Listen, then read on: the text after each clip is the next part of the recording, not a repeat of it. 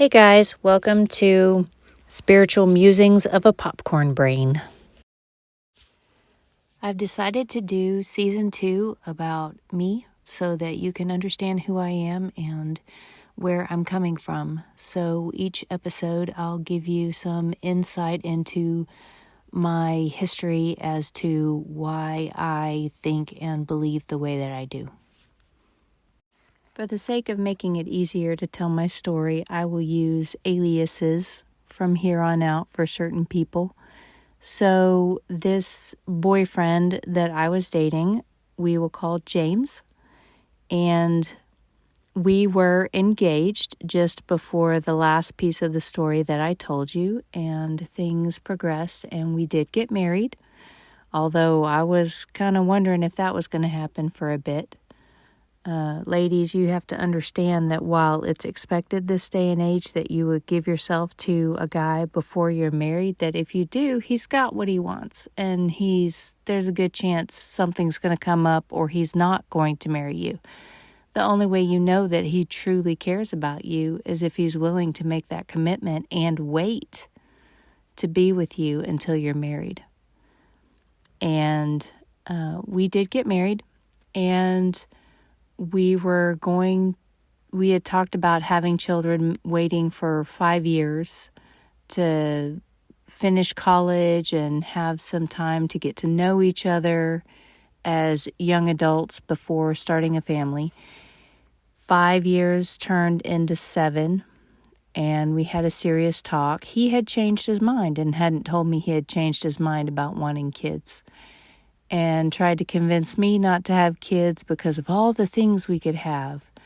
But I knew that children were more important, and that was a deep longing that I had.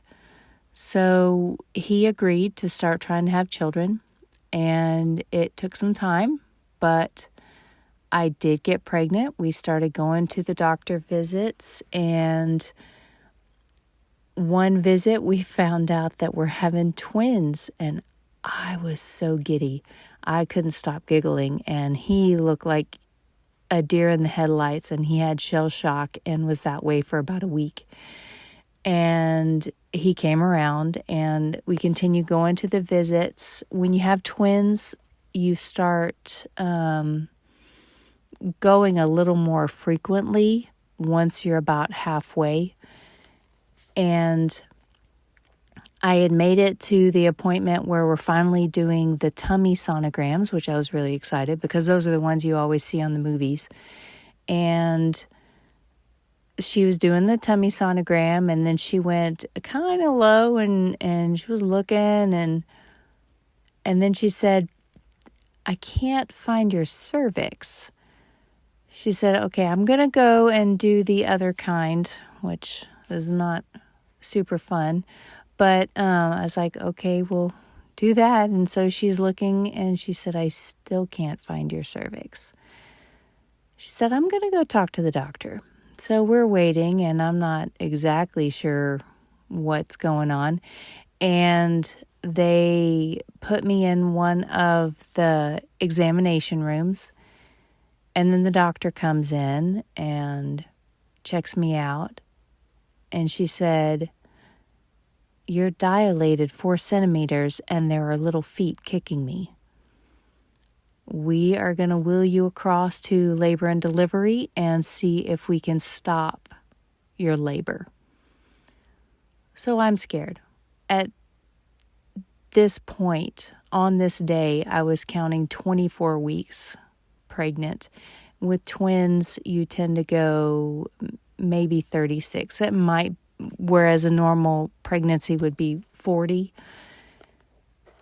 And so I'm scared. This is way early.